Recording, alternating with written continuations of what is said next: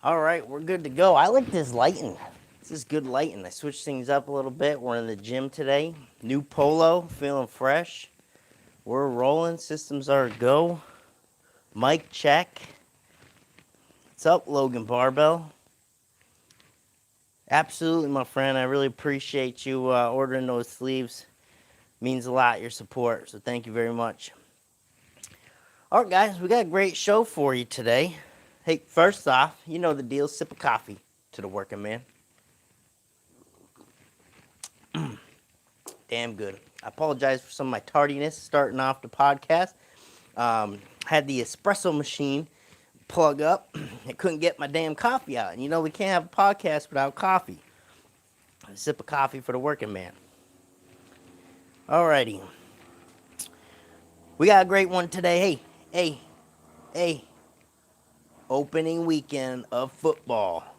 All right. I know some of you are on the fence of I don't give a shit. Some of you are on the fence of being super excited. I'm super excited.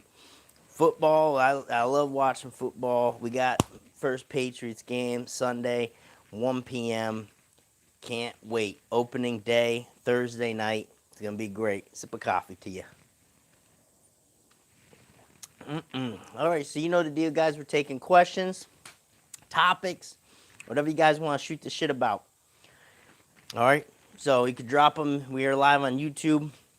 We're live on Instagram. So if you have any questions, topics you want to talk about, training related, bench press related, whatever the case. All right, I'm going to start off with something that we got from Instagram the other day. Happy Labor Day for y'all, too. Happy Labor Day. I know it's the other day. All right, big grilling day. I was manning the grill all weekend. Light stuff, hamburgers, hot dogs, that type of deal. I got a brisket in the fridge, though, so we'll see. Actually, that brings up to a great question that Small Arm 8 Leg Strong asked. You guys know Elvis. He is the man behind the scenes editing all our YouTube videos. He actually posed a great question. What's my favorite meat to smoke? And my answer to that is I'd have to go with salmon. Salmon, I'm always very, very confident. I got a good handle on how it's gonna come out. I'm confident about how it's gonna come out. Ribs, yeah, here and there. I think I'm having some issues with some probes, my temp probes. Right now, the briskets, I'm not confident in the briskets. They're really give and take. First brisket I did was spot on. After that, kind of getting shitty. So, there's a lot to have to watch with the brisket. Behorn brisket, absolutely, my friend. You know I love me some of that brisky. I got one in the fridge, so I'm gonna take a gander at it tomorrow. We'll see what happens. But I'm not even really excited to smoke the briskies right now. I'm having a hard run, and I'm my hardest critic. So, if it don't come out perfect, I get pissed, and I don't end up eating much of it. Matt says he was so desperate for football and went to a UPS store just to boot the Packers. That's a great one. That's a great one, Matt. We all love the Buddha Packers. AI training. I'm upset, my bearded friend. I sent a vid on IG and I was left unseen. All right, let's shoot me another message, my friend. I get a lot of the messages and I try to get to everyone in order. Obviously, those I coach, I have them take care of their videos first. But yeah, just shoot me another message. Sometimes my big fat finger just hits it and I don't have a mark as unread. So just shoot me another message. I apologize. We'll take a look at that. Logan Barbell just bought some chains. What's your favorite bench variations with chains? Do you prefer speed bench with bands or chain? I go back and forth. Chains are tough. Chains are tough because they add that extra stability factor. So especially if they're kind of attached to the floor, but not really. The more deload, the more off the floor they are, the more stability factor that goes into it. So you really have to stabilize chains. But they're friendlier on the joints, I'd say, as bands, right, want to snap you down, adds to that eccentric portion. Sometimes people don't favor bands well with their elbows, or if they do bands too often, their elbows start to get a bit beat up, as well as what other triceps movements they're doing. So you just kind of got to monitor that. I like to switch it up if possible. I have chains here. Not everyone has chains. Majority of those who I coach do not have access to chains, so we have to use bands. Or we just go without if they don't have bands either. We'll have to do speed work without bands or chains, and that's okay too. It's just going to be a little bit of a higher percentage. But I like to mix it up, so I'm not really in favor or one or the other. I like to utilize both. But my favorite variation with chains, I love speed benching with them, is that feels really cool, especially when you get a good deload. All of a sudden the chain comes off in the bottom, and then you're firing through it, and it's loading, and it's also kind of shaking the bar at the same time. So it's really cool to have to stabilize that and press through it. But I love board work with accommodating resistance, close grip, right? Work that. I think that gives it a really good added factor to bring up your lockout. But yeah, I enjoy both of them. Sip of coffee to you.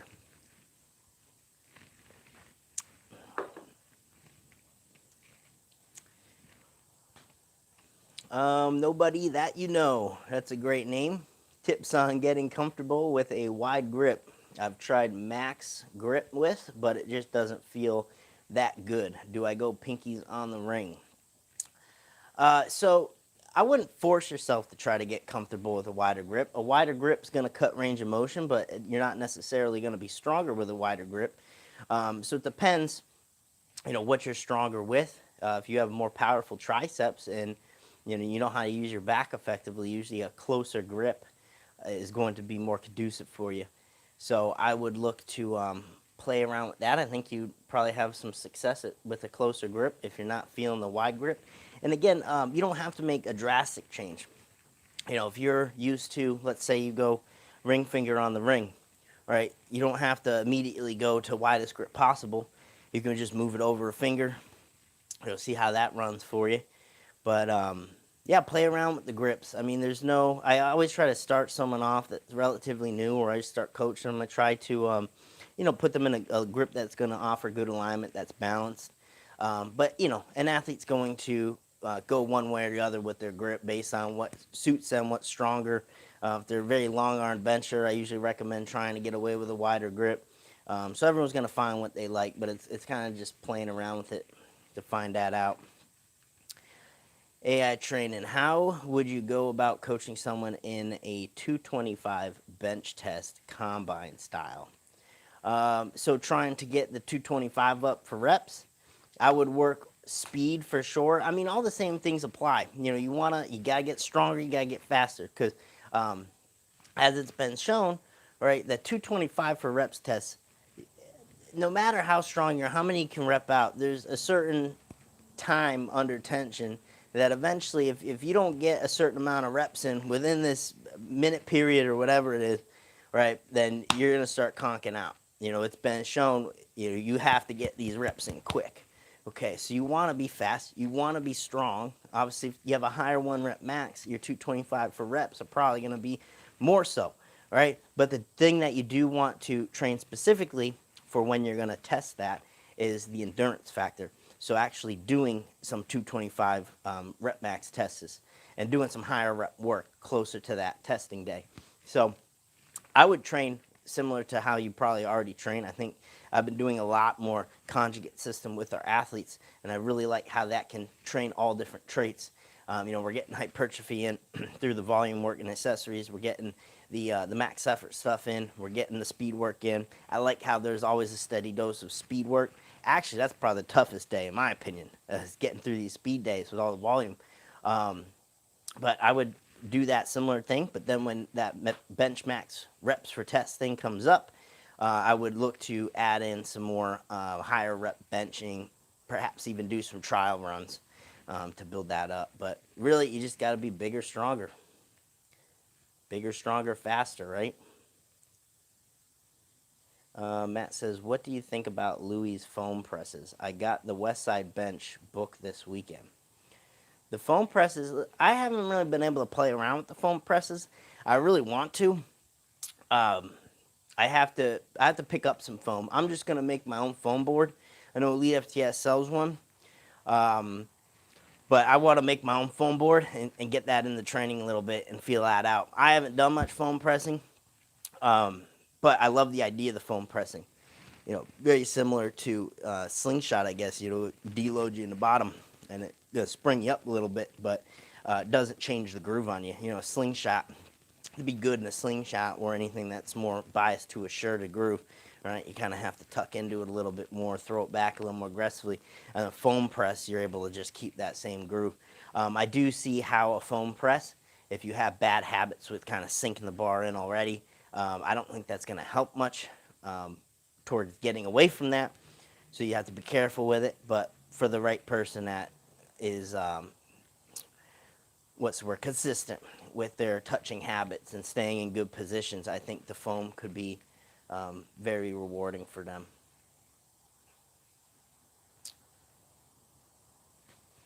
Do you have any experience training enhanced? So enhanced athletes, meaning that they take drugs to help with recovery. Some athletes I've worked with definitely do. And it's not going to be too different. I'm not going to make too many modifications to the training. They're just going to have an easier time recovering. So we're going to have to keep that in mind, that they'll be able to recover more efficiently.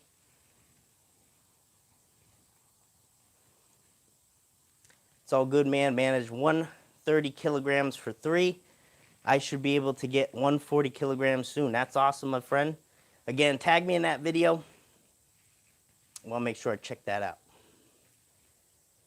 Any thoughts? Squat bench days to up bench frequency. Any thoughts on SBD days to up bench frequency? Not sure what you're saying on that, my friend. We can just do more frequency. Oh, you're talking about the bench shirt, the Inzer SDP? Because then if you want to up frequency in that, I'd say I wouldn't really try to go in that more than once a week. I think getting in the shirt once a week is already very difficult for some. So I would look to try to get to that point, if you're not already there, where you can be in the shirt every week and be comfortable with that and recover from it. Chris Koger, looking to get my first multiply SDP or metal jack. SDP is my pick on there, my friend. I do not like the metal bench shirts. I used the metal jack for some period of time. Granted, it was a bigger shirt for me, but I did not like it. It felt a lot of stopping power, so I'll give it that. Really felt like, I get towards the bottom, there's a lot of support there. But when you go to press it, there's maybe a little bit of initial pop, but then it's quickly gone, and you are just left trying to press through a shit ton of bricks, to finish that lockout. So I'm not a fan of the metal products. I don't know too many who favor those over the other bench shirt options. So I would definitely go with an SDP. An SDP is going to stretch pretty readily on you. So when you first get it in, you want a good tight shirt. Those shirts are going to stretch a lot, like I said. So don't be afraid when it first comes in, because you could be stuck in like this, right? But over time, we're talking just a few weeks, be right back in the comp grip. So don't freak out when the shirt first comes in. It's super, super tight. AI training, what frequency are your programs? So yes, I'm doing a lot of conjugate style system with our athletes lately, and it's 4 days a week. And no matter if we're on that, we're doing more of a linear progression, that it's going to be usually starting out 4 days a week, depending on the person, depending on their schedule. These are all questions that are in our initial intake form. So it's really based on what they're able to do, what their schedule allows, but I try to get to that point first, doing 4 days training per week. Chris says, thanks, getting 100 pounds out of my single ply, looking for the big 500. That's awesome, Chris. Congrats. That's a big milestone upcoming. I actually got my single ply shirt over there in the gym wall. Inzer Rage X. I hit 500 for the first time in that shirt. Never got close to fitting that baby again. That's a small shirt. So plaqued it up here. It's on the gym wall. But yeah, first 500 in that shirt. So that's a big milestone. Let's see what we got going on Instagram here. Logan noticed that floor press and close grip bench is either the same or a couple pounds more than my normal raw bench. Are triceps overdeveloped? Should I drop tricep volume and up the back, delt, lat, chest volume? So he's saying that his floor press is very similar to his close grip bench or his normal bench and close grip. So if your close grip bench is similar to your normal grip bench, I mean you can very much well adopt a closer grip for your competition style bench press. So keep that in mind, my friend. You don't necessarily have to go wider just for the sake of going wider. When you go to a competition, you pick whatever is going to give you the strongest. But I know what you're saying. Everything's very close, if not you're stronger. So floor press biases. So if first off, the floor press might be a very similar range of motion for you. So some people are going to be stopped a little higher than others based on limb length and things like that. So floor press can oftentimes end up very similar to your competition style bench press. Okay, so I wouldn't be too concerned with that. But if you're saying your close grip and your floor press are about the same, if not better, you probably have strong triceps. I wouldn't say they're overdeveloped. I can never say you have overdeveloped triceps.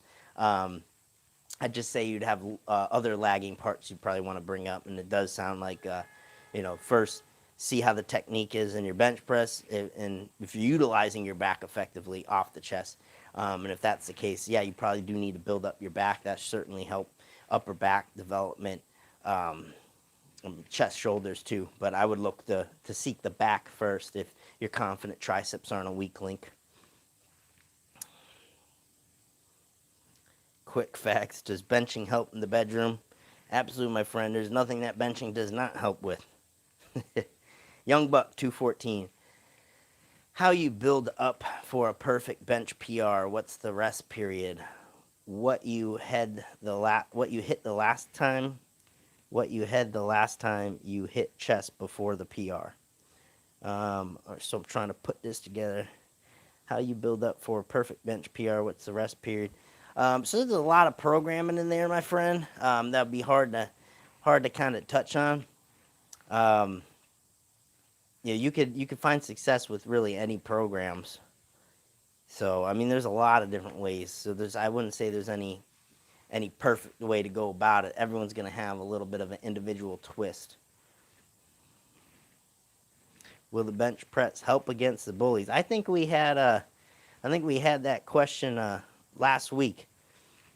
That absolutely will help with the bullies. Like I said, nothing bench does not help with.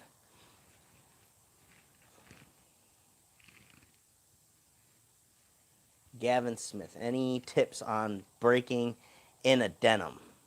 I have not used the denim shirt. We do have an article that's on top of Google for breaking in a bench shirt, and Jamie Mata guest wrote that article, and he touched on how to break in a denim in that article. So I would check that out. That's a great resource. What are the main training differences for raw versus equip?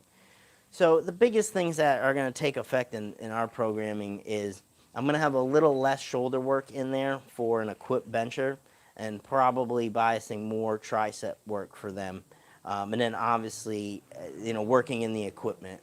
That's in piecing that together progressively as you get closer to a meet.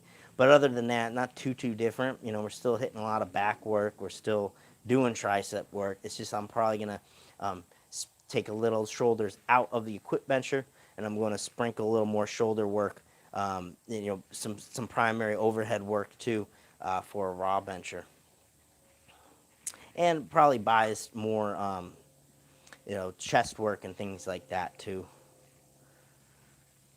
Joe Cooney, JM presses with a safety squat bar. Thoughts? I love that variation. We actually have a video of that on our YouTube. But yeah, it locks you into a very strict groove, and it's a fantastic way to kind of get familiar with that movement. So I'm all for doing the JM with the safety squat bar. Sip of coffee to the working man.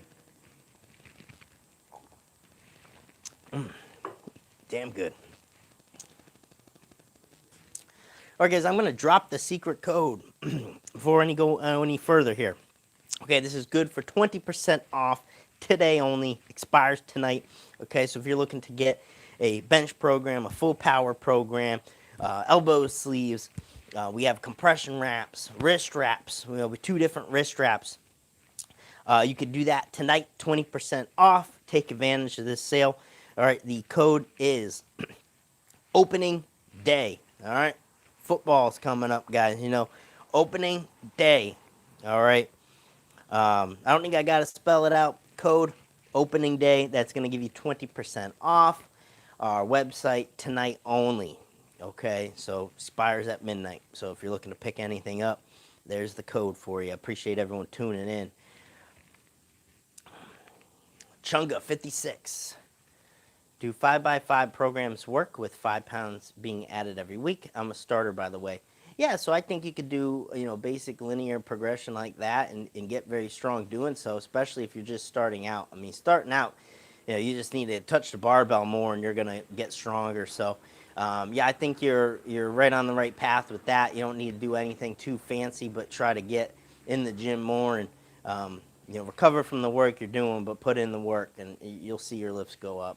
So, yeah, 5x5 with a steady progression. The key there, though, is picking the right training max and not going too heavy too soon. That those initial few weeks have to be light, all right, and then you can build up from there. Okay, and throw a little secondary work in there too. Find some weak point training there. Some say the bench press is a bad chest exercise. Do you agree, or is it more individual? So that's looking at it more from like that bodybuilding perspective. So I'm not looking at the bench press at all as a way to build the chest. So that's more like a bodybuilding question. And in that, right, could be, could not be. I don't know. I don't really delve into that realm too much. It's a little bit out of my scope. But there's definitely a different way to perform the bench press if you're looking to grow your upper body, grow your chest specifically, than if you are powerlifting, where you're just trying to move the most weight. There's a big distinct difference there. Unforeseen Sasquatch. I can't wait for the new shirt to come out. Hope you drop it soon. I shipped my spleen out by watching Bench and Penny. I gotta come up with some new apparel, my friend. I gotta get on that. Just got a Mac, got Photoshop now, so I can play around with some different designs there. So if there's anything you want to see in specific, I can work on that. But yeah, definitely planning to get that rolling. Haven't really been out to any meets setting up a booth, so I haven't really come up with a ton of new stuff. The newest stuff we have is our ball caps there to get the trucker hats. So we got that in blue, red, and camo, and still have some stock of that. So they look pretty badass, like the camo. Why do you think the bench has become the staple? How much can you bench? Well, I think it's an exercise that many perform already. I think it's something that's very universally understood. I think it's less risk averse as opposed to the squat or the deadlift. I think a lot of people don't really know what they're doing for the deadlift, so they end up pulling their back a lot. I think a lot of people just stay away from deadlifts completely, just average population. And then squats, it's a tough movement. No one really wants to do squats. So you see everyone in the gym bench pressing. So I think that's why it's more of a universal exercise. Everyone likes to perform bench. Kind of became that testing lift where you can kind of size yourself up with other people and how much you bench. So, and it's a movement where you're going to get a lot of weight on the bar. So that's why I would say that's the case. That's why it's popular. Let's get into some Instagram questions from the other day. Alex L. Thick Boy, what do you think about some powerlifters' recommendation to flare elbows?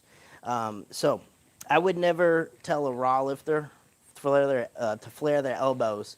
All right, I would never say that to them because That's just going to breed some bad habits. Only population I would use flare elbows with is an equipped bench presser, okay? Because there is a component of when you're really tucked in the bottom, taking yourself out of like a good stack position to get the touch, you do have to throw back quick and get your elbows back under the bar. So that's when I would say flare elbows. So I'm not sure who's recommending that. I would never recommend that for a raw lifter. At Matcha Gin, would wrist wraps help on the bench press with elbow pain from low bar squats? So wrist wraps wouldn't help with that, I don't think at all.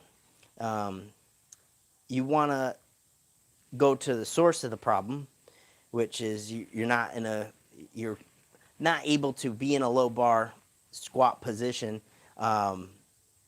without that affecting your elbows. You don't really have the mobility for it, or you're breeding some bad habits. You're kind of pushing up into the bar. So I would look to address hand placement on the squat bar. I would look to do some work with another bar. I would look to put the bar at different spots on your back. So I would look to do that before just trying to throw on wrist wraps.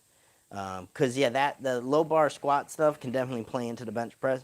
One thing that we've done with our athletes is we flip flop those days typically. So we're gonna get the squatting later in the week. We're gonna bench press first, so that doesn't play into each other as negatively.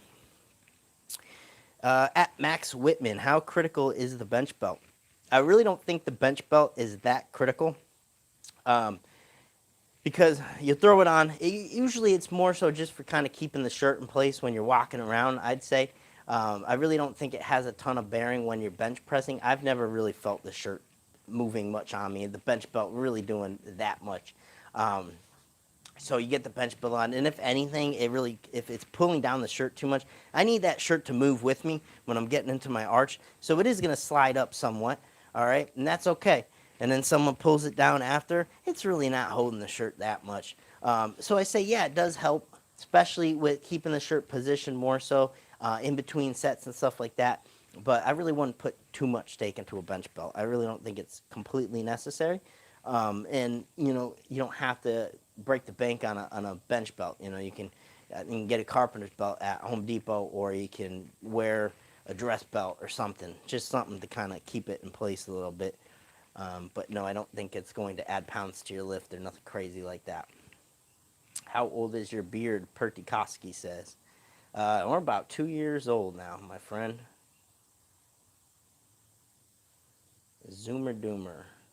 Does high rep benching build explosiveness that carries over to a 1 rep max? Well, it depends if you're moving the bar quick or not.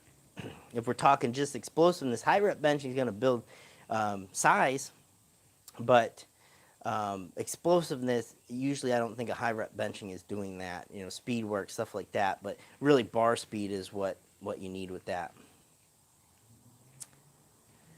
Chris Koger, when someone asks me how much do you bench, I should just tell them the raw number and the shirt number, or just tell them the biggest number and watch their jaw drop. That's funny because when people ask me how much I bench, I used to for average people, they don't understand bench shirts and that. They don't have no idea. Okay, so they just hear a number. So I used to say my raw number, but I'd say, oh, but or I'd say my shirt number, but I'd say, oh, but I do this raw, or that's with a bench shirt, because I feel the need to as a power lifter. Because if you talk to someone who's a power lifter, that's a big distinction to make. But when I'm talking to like general population, they have no idea. So I've just started telling them my shirt number. I'm just like 820, best bench, and they're just like, oh shit. And I leave it at that because that's all they gotta know. They're impressed. I feel good. We're all good. All right. If you're talking to a power lifter, yeah, that's kind of an important thing to throw in there. But that's why I started doing. Let's see. Matt Al's house. Is a dedicated program, equipment, or coach needed to break 300 rep max on bench? I'm 155 pounds and been stuck at 275, 280 for over a year, mainly doing sets of between 1 and 5 reps. So I do think a program will help, especially if you're stuck in a rut with what you're currently doing. I absolutely recommend having a coach because that's a guidance thing. That's okay. So maybe this isn't working. Let's try this. Play off ideas. I have a coach for that very exact reason. Okay, takes all the stress off your plate. And as a coach myself, I take on a lot of that burden. So if someone's not doing well, it really affects me. Because I'm taking on that responsibility now. You're putting your trust into me to get you where you need to be. So I don't take that lightly. So having a coach to bounce ideas off of and to help you get to where you got to go, I think that's one of the most valuable things you can do as a lifter, especially if you're stuck in a rut. And something that I wish I did long ago starting out. I actually had a lot of great guidance, though, so I was very fortunate there. Or else I might not be at the place I'm at right now. Zoomer Doomer. So is rep range not very important when it comes to building bench explosiveness? Is a fast bar speed all that matters? So rep range, I would look to keep it smaller rep range. You're talking 2 to 5 reps. I wouldn't go beyond that because then it's so much time under tension that fatigue's going to start playing a role, even if you are moving fast with light weight. So I would look to keep it in that 2 to 5 rep range and keep it very fast. So a lot of people struggle with speed work because they put too much weight on the bar. I'll start our athletes off with 40%, and that's based off of pretty lenient training max. So especially if we're working with a specialty bar, we'll start them off like 30, 35% and jump up 5% 3 weeks. So that's where a lot of lifters fail with the speed work, is it's just not light enough. It needs to move fast. It needs to feel like that weight, you can throw it up through the roof. Matt Allhouse, thanks. I appreciate the advice. Love your vids. Absolutely, my friend. Appreciate you. Sip of coffee for the working man. Damn good. Some of you guys know I got a puppy. We got a puppy last weekend. Not this past one, but the one before on Saturday. He's doing good. His name's Benji. I'll probably pop him in some videos here and there. He can't really be outside right now. He's got to get shots and stuff like that, so he's kind of confined inside and on the deck. But he's a good boy. He's a good boy, and hopefully soon I'll be able to get him in some vids and take him for some walks and get him on the vlog and shit like that. So I'm sure you'll see him in some future vlogs. But yeah, he helped me. He was helping me print these, and he's my little my program reviewer. So any questions coming in? We ran through. Oh, Matt says, do you use any salts in training? I imagine he means smelling salts, ammonia. Yeah, I do. And it's funny because one of our athletes, Horn, he thought one time. So I made a post, as you know, Matt, I remember a while back, I was like, you don't need to rely on the ammonia. You don't need to rely on an amp up song. People rely too much on those stimulus. And then here I am buying these different ammonias here and hitting those. But the thing is, that doesn't give me, it doesn't raise my arousal state. It doesn't intensify me too much. It gets my head in the game a little bit. So really what I mean by that is that some people get so riled up, and you should when you're lifting heavy. But then when you go to a meet, you're not getting any extra. And I always want that extra at a meet. Ammonia is not going to do it for me, and I'm really not, I don't get hyped up much. I'm not like that, the baby's trapped under the car, mom. I don't get to that place. I'm mostly just focused. I'm focused, and I try to avoid my mind. But yes, I do use the ammonia, but it kind of just gets me alert a little bit. It's not like it freaks me out and I'm smashing my fists into things. You know what I mean? So if you're someone that does that, that might be a little over the top. You want to be able to rely on having something at a meet. You don't want all your training maxes. In other words, you don't want every single max you do to take you to that crazy place. It's going to be hard to recover from, and it's going to be hard to replicate at a meet. Matt says, is it more for training like you're going to perform in a meet? Um, yeah, so I really, I'm not dependent on having smelling salts in the meat. I rarely even use them. I have them here, just, like I said, they don't do a ton for me. Um, so I don't even use them at a meet because I usually don't bring any, and there's not any in the chalk bowl. If someone has one around, yeah, sure. But, what was I? I was thinking of something I wanted to say. Forgot already. We'll come back to it. Any other questions popping in?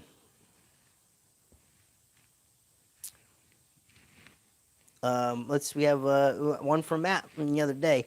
Do you ever take time away from benching during the year? So, no, I do not take any time benching away. The only time I would take a break from training really is the week leading up to the meet. Not much going on. After a big meet, I might take a week to chill out, maybe just do some accessories, probably not the barbell lifts, but that's not every meet. That's just on some occasion. Um, if I go on vacation, I usually don't stress about getting training in. The whole point of vacation is kind of get away from everything. And if I'm injured, which I hope is not the case, usually, actually, knock on wood, left shoulder's been holding up pretty decent. With this conjugate style system, not doing anything too crazy. I'm fine in my shirt. That's never bothered me. Speed work benching, I was nervous about. I felt like the shoulder might be an issue there, but it's still light enough that it's not. So, knock on wood have been good there. But yeah, I tried to not miss any time benching if possible, or training in general. I try to keep the train rolling. What about a shot of whiskey before a big lift? So that's not something I do on a regular basis. But we do on Fridays. We're pretty chill with our bench sessions. So usually I'll be cracking some beers. Might crack out with some whiskey on Fridays when we're hanging out with the group benching. But if I'm going heavy, not always. But definitely on deloads. Definitely on deloads, we'll put a few back. But yeah, bench nights. It's almost, especially if you have a beer during the course of the session, or a little bit of whiskey. There's definitely a effect of like a calming effect for sure. It definitely doesn't subtract from the lift. I don't think it's. I don't know how to best describe, but it's like a calming factor. So I don't know. Maybe there's something behind all that whiskey and deadlift talk Chris Duffin does, but yeah, I'm sure it's. I don't know. I've never looked into it, but I know some guys are a little crazy with that for deadlifting. They're just chugging Jack Daniels. I didn't go that far. Mod Haas, my max is just 200 after a year of lifting. Am I just weakling or do I have some hope? My friend, I would not get too wrapped up in that.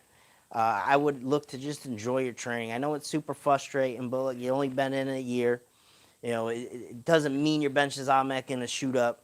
I remember when I first started training, and man, I wanted that 225 bench so much, and it took a long time to get to that point. I was very young. I was in middle school when I started training with my dad in the basement. But you never know how quick or slow it's going to take to get to a certain number. All you know is that you're putting in the work.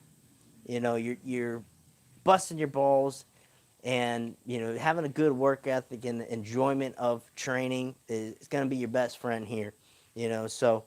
Training to supplement your life. Training should be something that you enjoy doing. Don't let the numbers get you obsessed with it. It's.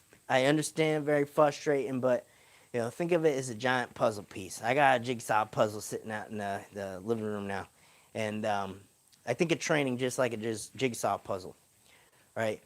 So you're training right now. Maybe it's not reflective of a higher PR at the moment, but you're building pieces, all right? You're connecting all these different pieces, right? And maybe you put a whole corner of the board together, okay? And you need that one link, right? You need that one puzzle piece you just can't seem to find yet, right? And that's going to connect you to a whole other side of the board. All right, now you got like 2 whole corners done, okay? And sometimes that's how training works, right? You're always that one puzzle piece away to maybe if I do some of this work, for me it was upper back a year ago, right? Hit upper back a lot, 90-pound gain. It was unreal, actually. Going to a bench session, the shit was just, I was so stable with everything. It was unreal. Unreal. But a lot of that stuff all helped, and those are the puzzle pieces I was missing to putting together a big thing. So, I like to use that analogy. So, now don't get too obsessed with those numbers, my friend. You'll be just fine, I'm sure. Just keep a steady work ethic and train as much as you can. Recover from. Okay, train as much as you can, especially starting out. I think a lot of lifters handicapping themselves in that section because they want more recovery, but try to push those limits a little bit. It's okay if you overtrain for a few weeks. You can recover from that. You don't want to overtrain for months and months and it be a huge compounding thing. You can always recover from a few weeks of overtraining. You just back it off for a week and then you compensate with all these good gains. Zoomer Doomer, are isometric static holds beneficial for powerlifters or suboptimal? Yeah, so we usually utilize those as well. You're doing a heavy hold for sure is great. And then isometrics, right? Especially if you're stuck at a sticking point. I think of one of our athletes right now who he has a little bit of a wider grip bench, right? And he has this real blatant sticking point, like an inch off the chest. Like he gets that initial pop, but then it's like brick wall, and he sometimes will grind through. But then, when he gets stopped, he really gets stopped. And I've been utilizing throwing some isometric pressing into his programming, so he presses into a low pin right at that specific sticking point. And we've been really trying to develop tricep strength from when he was getting stuck that mid range. Because he's getting a little bit right off the chest, but it's right there. It's usually right when his triceps kick in, and the floor pressing he has to build up too. Very weak at the floor pressing in comparison to what he was benching, and you can see this real aggressive sticking point. So yeah, isometrics are great for someone like that. All right, guys, we're coming to a close. I'll take any final questions. How y'all like the new polo? I like the navy blue color. Feels fresh. They're out of stock for so long. These the Augusta Sportswear polos. I love these things. Very airy. I've had some before that they like hold. They make you sweaty and they just like hold sweat smell. It is gross. This stuff's airy, nice, comfortable. Take any last minute questions if we have them. I want to shoot the shit. Give your football predictions. We in the fantasy league, anyone? And we're doing some fantasy football. I'm a FanDuel guy. I won pretty big on the Super Bowl. That was a good day. That's out of those, how many people were playing that? 200,000. I did pretty good. The only thing is that's a game. That's like a one game thing, so everyone kind of has the same players. So you gotta split a huge pot with everyone. But I was up there. I was like third slot or something like that. There was one guy that won, I think. Man, it was a freaking when his name, Damian Williams, the running back, took off for that long run. It was great, but I had Patrick Mahomes in the MVP slot, and then he takes off, and if we just would have took off like 5 yards later, shit, I would have been the number one dude because I had Mahomes in the one slot, and that run put him in the one slot. But we can do FanDuel again in New York, so that's cool. I enjoy it. Gets you watching the games, gets you amped up about it. Zoomer Doomer. Biceps matter for bench? Yeah, they matter, but it's like how much do they matter over more of your predominant muscle groups, such as the triceps. Certainly, I wouldn't put as much stock into them, but that you do want to train them. So, it's like, where can you fit that in? Where can we get some more volume there? All right, guys, I am going to round up today. All right, I appreciate everyone for tuning in. Sip of coffee to the working man. Remember the secret code that we plugged? It's a little bit back ago. Again, that code will be good. 20% off the website till tonight only. You pick up your wraps. You could pick up sleeves, programs, whatever. Grab a shirt. We got coaching polos on there. All right, guys. Appreciate it very much. Thanks for tuning in. Again, the best thing that you could ever do for our podcast and our growth here and getting people to watch, just tell a friend. Just tell a friend, hey, Coach Ben giving out some cool bench advice Tuesdays, 12 p.m. Eastern time. Tag them in some posts or whatever. It really, really helps, guys, and I really appreciate that. Word of mouth to help grow the show, grow the channel. I'll keep trying to put up my best information for you. Really, really appreciate it. Thanks for tuning in. Enjoy football this weekend. If you guys are into football, it's going to be a fun one. Talk to y'all soon.